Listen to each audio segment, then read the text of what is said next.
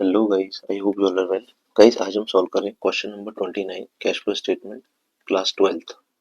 तो गाइस, ये जो क्वेश्चन है इसमें हम इन्वेस्टिंग एक्टिविटी का क्वेश्चन है। ये इन्वेस्टिंग एक्टिविटी का हम अमाउंट कैसे निकालते हैं हम सीखने वाले।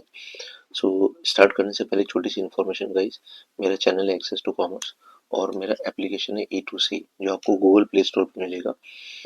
12th के लिए दो कोर्सेज अवेलेबल है। एक तो अकाउंट्स और इकोनॉमिक्स का कंबाइंड कोर्स अवेलेबल है और एक एंटरप्रेन्योरशिप का सिंगल कोर्स अवेलेबल है। ठीक है गाइस, इन दोनों ही कोर्सेज में आपको मिलेंगे notes, video lectures, previous year question, sample papers, ये डिटेल आपको सब मिलेंगी। साथ में कुछ केस स्टडी बेस्ड क्वेश्चन भी मिलेंगे और आप मेरा एप्लीकेशन डाउनलोड कर सकते हैं गूगल प्ले स्टोर से। ये आपको लिंक इसका डिस्क्रिप्शन में बॉक्स में भी मिलेगा, तो आप डिस्क्रिप्शन बॉक्स में जो लिंक है उससे भी आप मेरा एप्लीकेशन डाउनलोड कर सकते हैं और आप इन कोर्सेज का एक्सेस ले सकते हैं। कोर्सेज बहुत ही नॉमिनल वैल्यू पे अवेलेबल है, 1000 रुपीज़ में अकाउंट्स और इकोनॉमिक्स, और एंटरप्रेन्योरशिप अवेलेबल है 500 रुपीज़ में। So you can download A2C and you can start the journey. अब देखो नेक्स्ट क्या बोला है हमारे पास है। क्वेश्चन 29, ये मैंने क्वेश्चन लिया TS लेवल 24-25 एडिशन से और आपको ये क्वेश्चन मिलेगा पेज नंबर 4.103 पर। Let's start.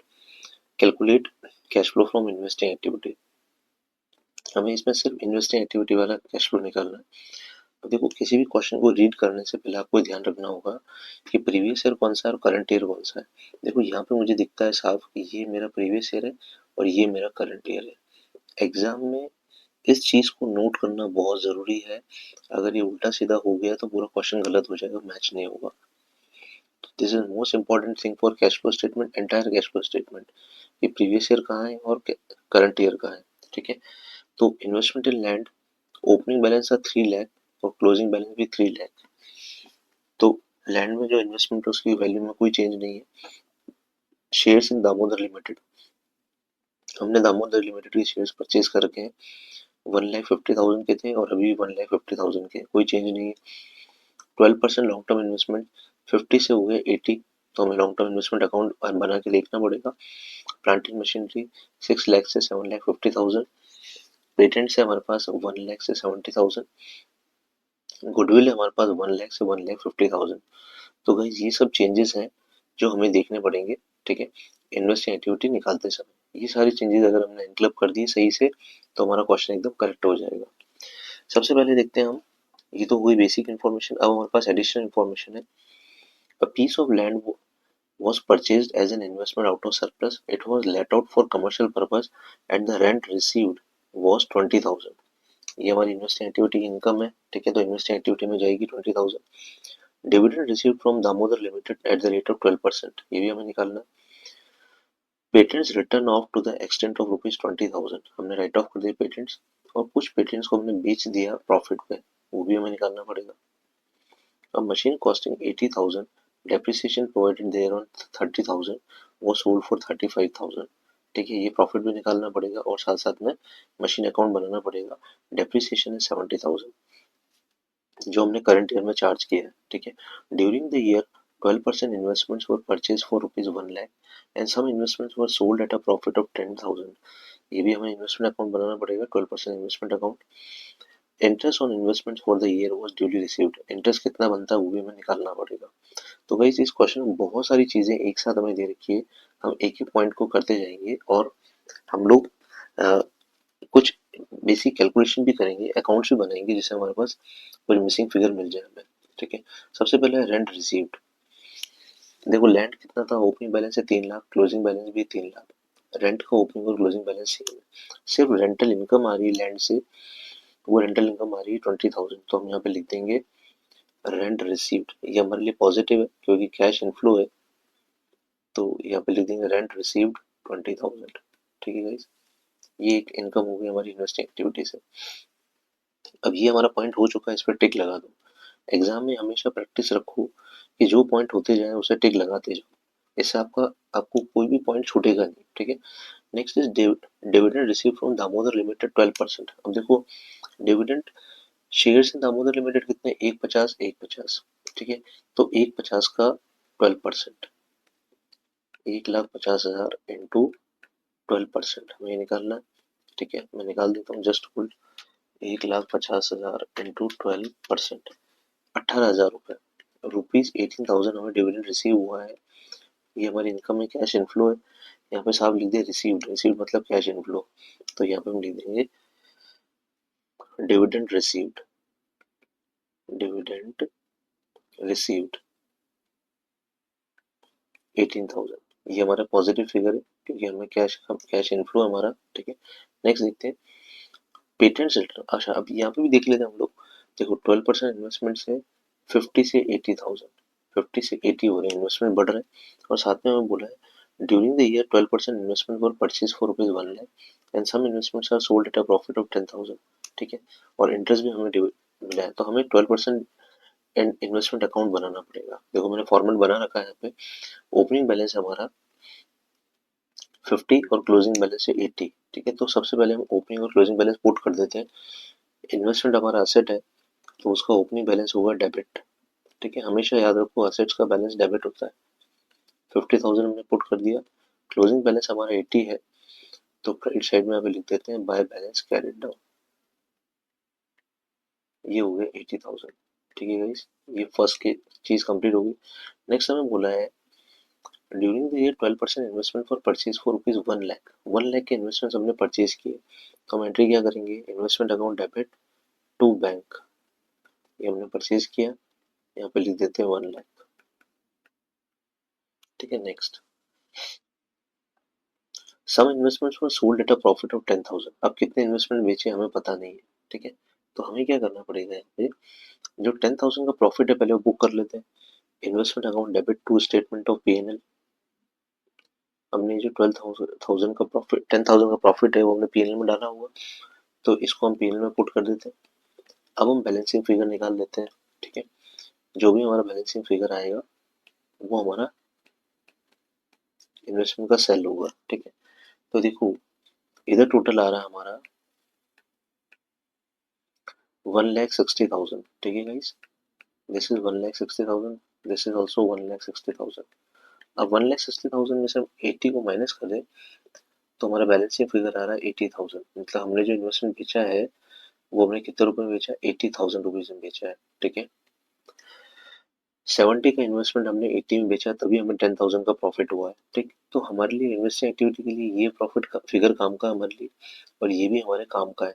अगर हम कैश फ्लो इन्वेस्टमेंट पूरा बनाते हैं, कैश फ्लो स्टेटमेंट, तो ये फिगर भी हमारे लिए काम का होता है 10,000 का, ठीक है। तो हमें अभी इन्वेस्टिंग का ही बनाना है, तो ये दोनों फिगर हमारे काम के हैं। पैसा आया हमारे पास 80,000 और गया है हमारे पास परचेज का 1 लाख, तो यहाँ पे लिख देंगे हम लोग सेल ऑफ 12% इन्वेस्टमेंट। इन्वेस्टमेंट्स को बेचा है हमने 80,000 में, ठीक है। और यहाँ पे लिखते हैं purchase of 12% investment, purchase of 12% investment 1 lakh rupees, ये हो गया हमारा परचेज, ठीक है। अब परचेज के यहाँ पे ब्रैकेट आ जाएगा। ब्रैकेट क्यों आएगा, क्योंकि ये नेगेटिव, हमारा पैसा जा रहा है, ठीक है। ये हो गया हमारा इन्वेस्टमेंट का पार्ट। अब हमें एक चीज और बोली, interest on investment for the year was duly received, interest मिला। अब देखो इंटरेस्ट कैसे कैलकुलेट करें, ये हमने इन्वेस्टमेंट कब खरीदा हमें पता नहीं है, ये इन्वेस्टमेंट हमने कब बेचा हमें पता नहीं है, ठीक। तो हम ये मान के चलेंगे ये जो इन्वेस्टमेंट खरीदे और बेचे हैं ना, ये हमने साल के एंड में बेचे हैं। मतलब पूरा जो इन्वेस्टमेंट का ओपनिंग बैलेंस था उस पर ही ब्याज बना लगा रहे हैं हम लोग। तो जो हमारा ओपनिंग बैलेंस है 50,000 है, उस पर इंटरेस्ट हो जाएगा 12% की रेट से इंटू 12/100, ठीक है। तो ये हमारा इन्वेस्टमेंट इंटरेस्ट का अमाउंट हो जाएगा 6,000 रुपीज, ठीक है। ये इन्वेस्टमेंट की इनकम है हमारी, इसको हम रिकॉर्ड कर लेंगे। तो यहाँ पे लिखेंगे इंटरेस्ट रिसीव्ड ऑन इन्वेस्टमेंट्स, ठीक है। ये 6,000 पॉजिटिव फिगर होगा हमारे लिए। पॉजिटिव क्यों होगा, क्योंकि पैसा आ रहा है हमारे पास, ठीक है। ये हो गया हमारा इन्वेस्टमेंट वाला पार्ट कंप्लीट। तो हम क्या करेंगे, इन्वेस्टमेंट वाले पार्ट पर टिक लगा देंगे, इन्वेस्टमेंट पूरा कंप्लीट हो गया। नेक्स्ट देखते हैं हम लोग। देखो डिविडेंड भी कंप्लीट हो गया, ये भी हो गया, टिक लगा दिया हमने। अब नेक्स्ट हमारे पास प्लांट एंड मशीनरी 6,000 से हो गई 7,50,000। Opening and closing balance is this. और मशीनरी कॉस्टिंग 80,000, डेप्रिसिएशन वाज 30,000, वो sold for 35, and depreciation during the year was 70,000। तो हम क्या करेंगे, सबसे पहले ओपनिंग और क्लोजिंग बैलेंस को जॉट डाउन कर लेंगे। मशीनरी अकाउंट हमने बना रखा है, ये हमारा मशीनरी अकाउंट है, ठीक है। यहाँ पे लिखेंगे to balance brought down, machinery का बैलेंस भी डेबिट होगा क्योंकि हमारा एसेट है।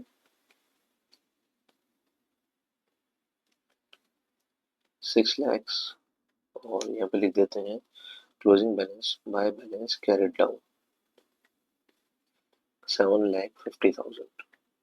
ठीक है गाइस, ये हो गया हमारा ओपनिंग और क्लोजिंग बैलेंस किसका, मशीनरी अकाउंट का। अब मशीन हमने कुछ बेची भी है, देख लेते हैं कौन सी मशीन सेल करी है हमने। A machine costing this one, a machine costing 80,000, depreciation 30,000। देखो इसका मतलब मशीन हमारी थी 80,000 की, उस पर हमने अभी तक डेप्रिसिएशन चार्ज किया था 30,000। इसका मतलब जो मशीन हमने बेची उसकी बुक वैल्यू क्या है, 50,000। हमेशा याद रखो, जब भी सेल पे आपको प्रॉफिट और लॉस निकालना है तो आपको बुक वैल्यू निकालनी पड़ेगी at the time of sale. जब आप किसी एसेट को बेच रहे हो उस दिन आपके एसेट की बुक वैल्यू क्या है, तो 50,000 है। 50,000 की मशीन हमने कितने बेची, 35,000 में बेची है, तो 15,000 का हमें लॉस है और डेप्रिसिएशन कितना चार्ज किया, 70। तो पहले डेप्रिसिएशन चार्ज कर लेते हैं, by depreciation to machinery, depreciation account debit to machinery account 70,000, ये हमने डेप्रिसिएशन चार्ज कर लिया। अब 50 की मशीन को हमने कितने में बेचा था, 35 में, तो बाय बैंक 35,000 बेचा बाय बैंक, और जो लॉस हुआ हमें वो लिख देते हैं बाय प्रॉफिट एंड लॉस या बाय स्टेटमेंट ऑफ पीएनएल। ये 15,000 का हमें लॉस हुआ, ठीक है, ये हो गया। अब हम क्या करेंगे, जो रिक्वायर्ड फिगर्स हैं वो सारे हमने जॉट डाउन कर लिए। अब एक बैलेंसिंग फिगर निकाल लेंगे हम लोग। वो बैलेंसिंग फिगर हमारा आएगा, देखो 7,50,000 प्लस 70 प्लस 15,000 प्लस 35,000, इधर टोटल है हमारा 8,70,000, और ये भी हमारे पास 8,70,000। इसमें से 6 lakhs माइनस करेंगे तो हमारे पास फिगर आएगा 2,70,000 का, जो कि है टू बैंक अकाउंट। ठीक है, ये हमारा बैलेंसिंग फिगर है, ये मशीन हमने परचेज करी, ठीक है। तो देखो इन्वेस्टिंग एक्टिविटी बनाते समय ये वाला फिगर और हमारे लिए ये वाला फिगर बहुत काम का है। ये फिगर भी दोनों काम के हैं बट पूरा कैश फ्लो बनाएंगे तब, ठीक है। तो sale of machinery and purchase of machinery, sale of machinery हमारे पास 35,000, sale of machinery it is 35,000 and purchase of machinery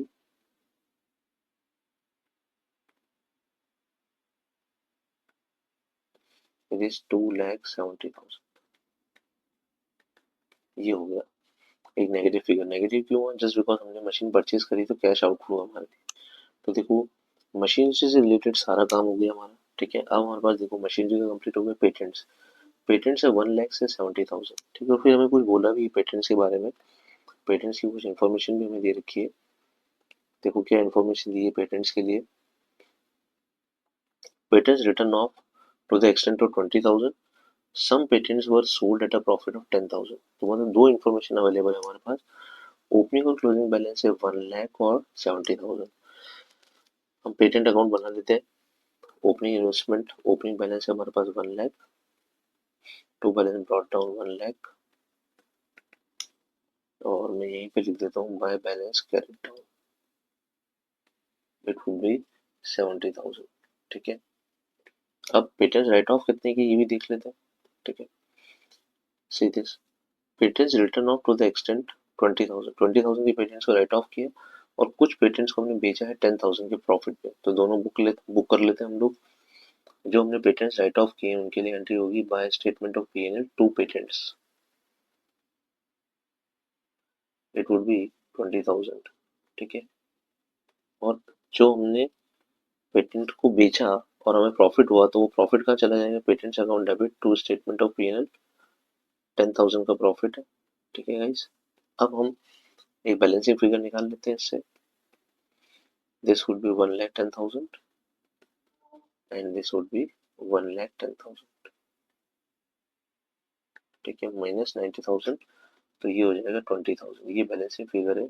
हमने एक पेटेंट बेचा, उससे हमारे पास कितने पैसे आए, by bank account, this is balancing figure 20,000। ये हमारे लिए बहुत काम का, देखो मेरी प्रैक्टिस आप देख रहे होंगे, जो जो फिगर हमारे काम के उन पे मैं एक सर्कल मार्क कर देता हूँ।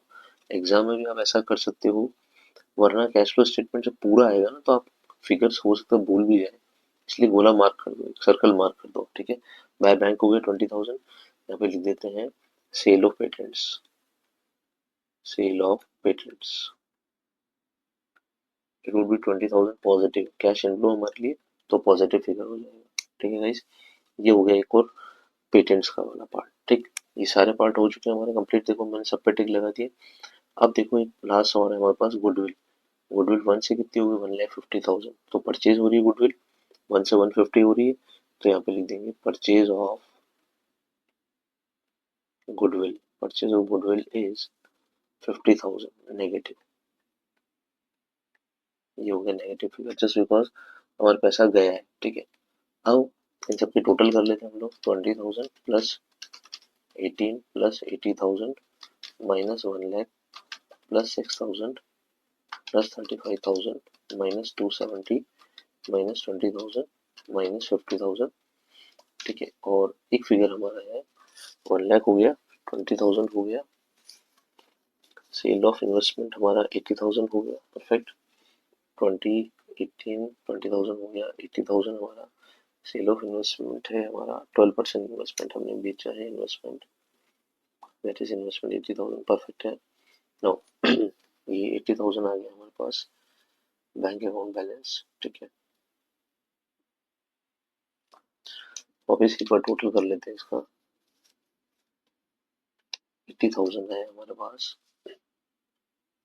6,000 का इनकम हो गया, 80,000 का इन्वेस्टमेंट का हो गया, 1 लाख हो गया, 270 हो गया, ठीक है। हमने पीछे से बैक से ले लिया 270, और परचेज ऑफ गुडविल भी हो गया हमारे पास 50, ठीक है, 50 हो गया। सेल ऑफ इन्वेस्टमेंट भी हो गया 20, और sale of plant and machinery 30 हो गया, ठीक है। टोटल फिल कर लेते हैं 20 plus 18 plus 80,000 minus 1 lakh plus 6,000 plus 35 minus 270 plus 20,000 minus 50,000, ये टोटल आ जाएगा हमारे पास 2,41,000, ठीक है गाइस। ये एक नेगेटिव फिगर है, ठीक। तो 20 प्लस 18, फिर रीचेक कर रहा हूँ एक बार, मैं एग्जाम में आपको 2-3 बार रीचेक कर लेना है, इससे गलती नहीं होगी आपकी। 35 माइनस 270 प्लस 20 माइनस 50, 241, तो ये हमारा नेगेटिव फिगर है। अब यहाँ पे लिखेंगे cash used in investing activity, ठीक है। ये कैश यूज्ड है हमारे लिए, ठीक है। तो इस तरह से गाइस पूरा क्वेश्चन सॉल्व होगा, हमें सारे अकाउंट्स को बनाना है इस तरह से। ये हमारे वर्किंग नोट्स हैं, और साथ ही साथ हमारे पास जो जब हम वर्किंग नोट इस तरह से बनाते हैं, हम सर्कल मार्क कर लें जिससे कोई भी आइटम हमारा छूटेगा नहीं, ठीक है। तो गाइस आई बिलीव कि आपको सही से समझ में आया होगा, ठीक है। If you like my teaching please subscribe my channel. और ये बहुत ही इंपॉर्टेंट क्वेश्चन है गाइस, इस क्वेश्चन को बहुत अच्छे से करना, जस्ट बिकॉज इन्वेस्टिंग एक्टिविटी का हर एक चीज इसमें एक्सप्लेन कर रखा है, एक कंप्लीट क्वेश्चन इन्वेस्टिंग एक्टिविटी के लिए। Thank you very much, good bye.